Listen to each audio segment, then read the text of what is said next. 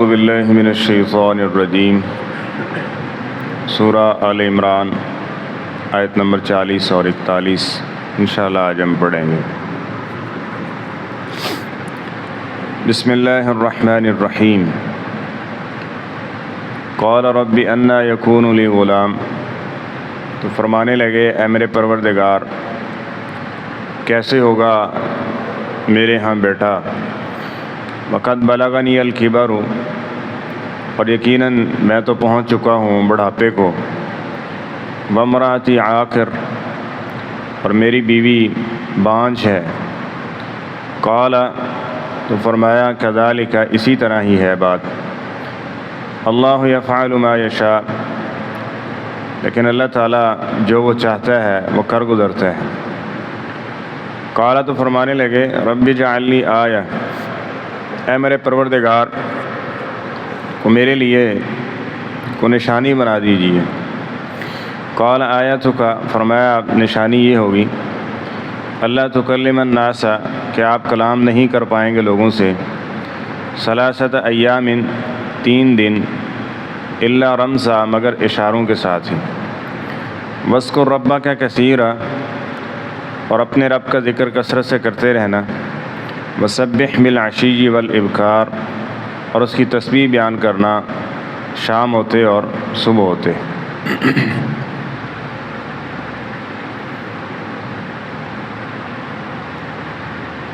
جناب زکریا علیہ السلام ایک لمبا عرصہ اولاد کے لیے دعا کرتے رہے، اور پھر ان کی دعا قبول ہوئی، اور اللہ تعالیٰ نے ان کو بیٹے کی خوشخبری عطا کی۔ اس سے یہ تعلیم ہمیں ملتی ہے، ہمارا کام بس دعا کرنا ہے، اس سے مانگنا ہے، کب عطا کرنا ہے یہ وہی جانتا ہے۔ جب انسان اس کے وقت کو محدود کر دیتا ہے اور جلدی ڈال دیتا ہے تو پھر دعا قبول نہیں ہوتی۔ نبی کریم صلی اللہ علیہ وسلم کی حدیث ہے کہ اللہ تعالیٰ اس وقت تک بندے کی دعا قبول کرتا ہے ما لم یعجل، جب وہ جلدی نہیں ڈال دیتا۔ اب اس پہ کیا ہے کہ انسان کہتا ہے کہ میں نے دعوت فلم یستجب لی، اتنے عرصے سے دعا کر رہا ہوں، میری تو دعا قبول ہی نہیں ہوتی، پھر اس کی قبول نہیں کی جاتی۔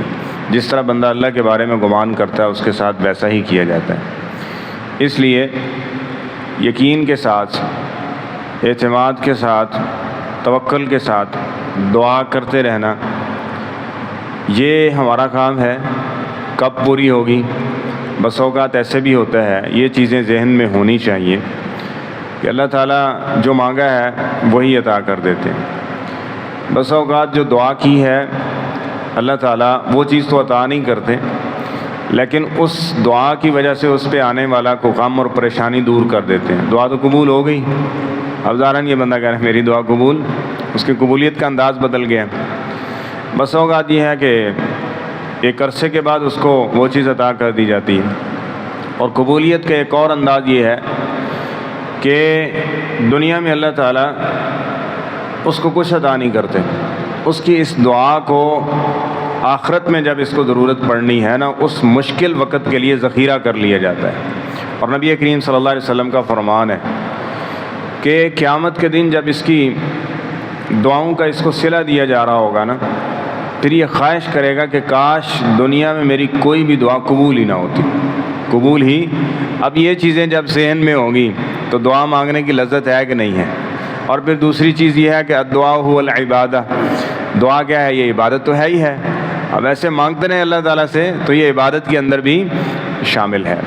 اس لیے دعا سے اکتانا یا اس کے وقت کو محدود کر دینا، اور یہ جملہ کہنا کہ میں اتنے عرصے سے دعا کر رہا ہوں، پتہ نہیں کیا مسئلہ ہے، میری دعا قبول نہیں ہو رہی، میری نہیں سنی جا رہی، ٹھیک ہے، اس طرح کے جملے زبان پہ نہیں آنے چاہیے۔ تو جب اللہ تعالیٰ نے خوشخبری دی تو فرمانے لگے انا یکون لی غلام، میرے ہاں بچہ کیسے ہو سکتا ہے؟ دعا مانگ رہے ہیں، سمجھ رہے ہیں عبادت بھی ہے، توکل بھی ہے، بھروسہ بھی ہے، سارا کچھ ہے، لیکن ایک بشری تقاضے ہیں نا، فطرتی چیزیں ہیں کہ بڑھاپا ہے، اور اس کے ساتھ یہ ہے کہ بیوی بانجھ ہے، یعنی وہ اولاد جننے کے قابل ہی نہیں ہیں۔ بس اوقات یہ کبھی کبھار یہ بیماری ہوتی ہے کسی نہ کسی کو، تو اس صورت میں فرمایا کہ میں بھی بڑھاپے کی عمر کو اور بیوی جو میری ہے وہ بھی بانجھ ہو چکی ہے، تو یہ کیسے ممکن ہوگا؟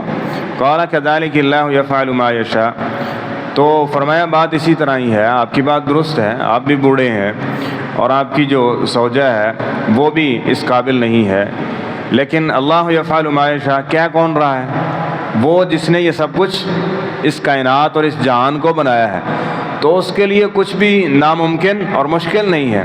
وہ جب چاہے جو چاہے جیسے چاہے، وہ اونٹنی سے پتھر سے اونٹنی پیدا کر سکتے ہیں، پتھر سے۔ اب پتھر کے اندر کون سی ایسی ویسی چیزیں؟ وہ مریم علیہ السلام کو بغیر یعنی شوہر کے وہ بیٹا عطا کر سکتا ہے۔ یونس علیہ السلام مچھلی کے پیٹ کے اندر ہے، کسی چیز کے پیٹ میں چلے جانا اور پھر وہاں کچھ عرصہ گزارنا اور وہاں سے پھر نکل آنا ممکن ہے؟ آگ کے اندر کوئی شخص چلا جائے اور وہاں پہ اس کو گل و گلزار کر دینا اور اس کو پھل اور میوے کھلانا، یہ ہو سکتا ہے؟ ایک چھری چلائی جائے اور وہ چھری گلا نہ کاٹے، یہ ہو سکتا ہے؟ ہو سکتا ہے جب وہ چاہے۔ وہ فطرتوں کو جس نے وہ جبلت اس کی بنائی ہے نا، وہ اس کی بدل بھی تبدیل بھی کر سکتا ہے۔ اس لیے اپنے مالک کی قدرتوں کا، اس کے نشانیوں کا مطالعہ کرتے رہیں، اس کو جانتے رہیں، اس سے اللہ کی محبت بھی ہوگی اور اس کے ساتھ اس پہ یقین و توکل اور جو عقیدہ و نظریہ ہونا چاہیے وہ بھی ہوگا۔ وگرنہ کیا ہوگا کہ دھوکہ دینے والے دھوکہ دیں گے، کہتے ہیں اللہ نہیں سنتا بھائی تہاڈی، تم بڑے گناہ گار ہو، تمہیں اللہ کے پاس جاؤ گے دھتکار دیے جاؤ گے، تمہیں فلاں در پہ جانا پڑے گا، فلاں در پہ جانا پڑے گا۔ انہیں ناممکن وہ اینج کر دیا، اس نے 12 سال ڈبا بیڑا تار چھڑیا ہے نا، وہ فلاں جگہ پہ گیا، فلاں جگہ پہ گیا، 40 سال اس نے دھکے کھائے، اولاد نہیں ہوئی، فلانی جگہ سے ککڑ دیتا ہے تو بس اس کی اولاد ہو گئی، فلاں جگہ پہ جا کے اس نے نظر اور منت مانی، پھر یہ چیزیں سکھائی جائیں گی۔ جبکہ قرآن پاک پڑھیں گے تو یہ چیزیں بتائی اور سکھائی جائیں گی کہ یہ اختیارات اس کے پاس ہیں، اور جب وہ چاہتا ہے ناممکن کو ممکن بنا ڈالتا ہے، وہ شفا عطا کر دیتا ہے۔ جس طرح کہ اللہ تعالیٰ نے قرآن پاک میں خود فرمایا کہ وَأَصْلَحْنَا لَهُ زَوْجَهُ، جو وہاں پہ کمی تھی، بیماری تھی، اس بیماری کو ہم نے کیا کر دیا؟ درست کر دیا، اس کو شفا عطا کر دی، اور اس کے بعد اللہ تعالیٰ نے یہ بیٹا عطا فرما دی ہے۔ تو کہنے لگے اے میرے پروردگار رب اجعل لی آیا، مزید جو ہے نا یقین و تیقن کے لیے، دل کی سمجھ لیں کہ مزید اطمینان کے لیے نا مجھے کوئی اور نشانی اس کی دے دیجیے۔ رب اجعل لی آیا، قال بس اوقات بندہ خوشی میں بھی ایسے جملے کہتا ہے، یہ عدم اعتماد نہیں ہے، کوئی ایسی ویسی چیز نہیں ہے کہ جس پہ بھروسہ نہ ہو۔ پیغمبر ہے اور پیغمبر تو ویسے ہی اللہ تعالیٰ کی قدرتوں اور نشانیوں کے اوپر کامل یقین رکھنے والا ہوتا ہے۔ تو یہ مزید بس اوقات جس طرح بندہ خوشی کے اندر یا مزید اس طرح کی کوئی بشارت ملتی ہے تو حیرانگی کے اندر کوئی اس طرح کی بات کرتا ہے نا، تو اس طرح کا انداز و لہجہ معلوم ہوتا ہے۔ تو اللہ میرے لیے نا کوئی اور نشانی بنا دے تاکہ میرا یقین مزید بڑھ جائے۔ تو قالا فرمایا آیتوں کا آپ کی نشانی یہ ہے اللہ تکلم الناس ثلاثۃ ایام الا رمزا، ایسے ہوگا کہ آپ 3 دن تک وہی زبان جو آپ کی، جس سے آپ نے دعوت دی ہے، جس سے آپ نے نبوت اور جو وحی ہے اس کے پیغام کو پہنچایا ہے، بات چیت کرتے ہیں، یہ زبان 3 دن کلام نہیں کر پائے گی۔ دیکھیں نا، ایک ممکن چیز ہے اور آن فان اللہ کا حکم ہوا وہ زبان بولنے، اس سے یہ صلاحیت جو ہے وہ وقتی طور پہ موقوف کر دی گئی۔ تو ممکن کو ناممکن اور ناممکن کو ممکن بنانا اس کے لیے کچھ مشکل نہیں ہے۔ تو یہ زبان فرمایا 3 دن آپ بول نہیں پائیں گے الا رمزا، اب کوئی بات آپ کو کرنی پڑے گی، ضرورت پیش آتی ہے نا بندے کو، تو آپ اشارے کے ساتھ بات کریں، یعنی زبان سے تکلم نہیں کر پائیں گے۔ تو لیکن یہ ہے کہ نشانی بھی اسی طرح کی تھی کہ یہ بڑھاپے میں کیسے ہوتا ہے، میں یہ زبان چل رہی ہے تو ہم اس کو جب چاہیں روکنا چاہیں تو روک سکتے ہیں نا، وہی زبان ہے، وہی چیز ہے، وہی انسان ہے، وہی جسم ہے، لیکن وہ خالق جب چاہے جو چاہے کر سکتا ہے۔ اس لیے اس کی ان چیزوں سے ہمیشہ اس کا مطالعہ یہ انسان کے ایمان کو مزید بڑھاتا رہتا ہے۔ تو آگے فرمایا وذکر ربک کثیرا، اس کے ساتھ یہ ہے کہ یہ نہیں کہ اب زبان بند ہو گئی ہے تو اب ذکر نہیں، ذکر آپ نے کیا ہے وہ کرتے رہنا، وہ دل کے ساتھ اللہ کا ذکر ہے وہ کرتے رہنا۔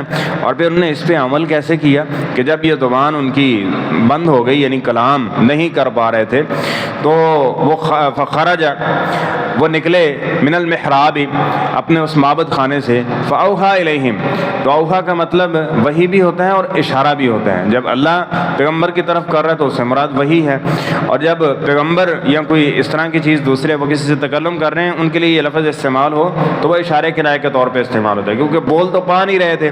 فاوحا الیہم، تو ان کی طرف اشارہ کیا، یعنی جو ان کے مقتدی اور امتی تھے نا انہیں، کہ کیا کرو، اللہ تعالیٰ کا ذکر کثرت کے ساتھ تم جاری رکھو اور کرتے رہو، کیونکہ اللہ تعالیٰ نے انہیں بھی یہ حکم دیا تھا کہ وذکر ربک کثیرا، آپ نے کثرت کے ساتھ اپنے رب کا ذکر کرتے رہنا. تو اللہ کا ذکر اٹھتے بیٹھتے چلتے پھرتے، یہ جو دعائیں ہیں ہر موقع کی یہ بھی اللہ کا ذکر ہے. باقی استغفار کی صورت میں ہو سکتا ہے، لا الہ الا اللہ افضل الذکر اس کو بتایا گیا ہے، لا حول ولا قوت الا باللہ جنتی خزانوں میں سے کیا ہے، خزانہ ہے. اور اس طرح دیگر وظائف و اذکار ذکر کیے گئے ہیں، جو بھی ہیں اس کو پڑھتے رہیے، اس رب کا ذکر کرتے رہیے. وسبح بالعشی والابکار، اور اس طرح خصوصاً صبح اور شام، یہ جو صبح اور شام ہے یہ اللہ کی بہت بڑی نشانیوں میں سے ایک نشانی ہے. اللہ تعالیٰ فرماتے ہیں یہ دیکھو کہ ہم سورج کو لے آتے ہیں آنن فانن، سب اندھیرے ختم ہو جاتے ہیں اور یہ پوری دنیا یعنی یہ چمک اٹھتی ہے، اور پھر آنن فانن ہم اتنے بڑے سورج کو کیا کرتے ہیں، لپیٹ لیتے ہیں اور اس کے اوپر اندھیرا چھا جاتا ہے. وہ دن سے رات کو اور رات سے دن کو مسلسل یہ نظارے تمہیں دکھا رہا ہے. تو یہ اس کی قدرت، اور اس موقع پہ نبی کریم صلی اللہ علیہ وسلم نے ایک مسلسل ایک اذکار جو مسنونہ ہے صبح و شام کے اذکار وہ سکھائے اور بتلائے گئے. اس سے یہ بھی معلوم ہوا کہ یہ جو صبح و شام کے اذکار ہیں اس کی تاکید پہلے سے چلی آ رہی ہے، پہلے انبیاء کرام کو بھی یہ تعلیمات دی جا رہی ہیں، اور قرآن پاک میں متعدد موقع پر اس بات کا حکم دیا گیا ہے کہ آپ کیا کیجئے، صبح و شام اللہ تعالیٰ کی تسبیح ذکر کیجئے. اور نبی پاک صلی اللہ علیہ وسلم نے یہ جو اذکار مسنونہ ہے صبح شام کی صورت میں وہ ہمیں بتلا دی ہیں.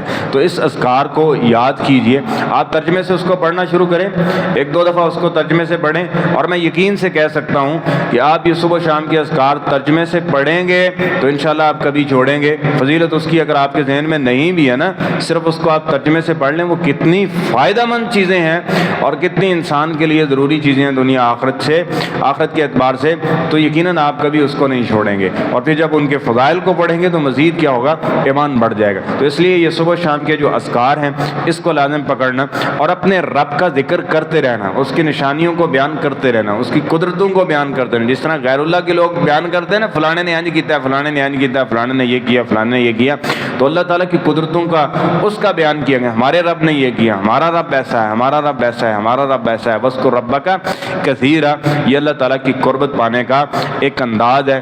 اللہ تعالیٰ ہمیں صحیح معنوں میں اپنے ذکر کرنے والے اور شکر کرنے والے بندوں میں شامل فرمائے. جتنے صاحب اولاد ہیں اللہ ان کی اولادوں کو فرما بردار بنائے، اپنا بھی اور والدین کا، اور جو اس کے متلاشی ہیں اللہ تعالیٰ سب اولادوں کو نیک صالح اولاد نصیب فرمائے.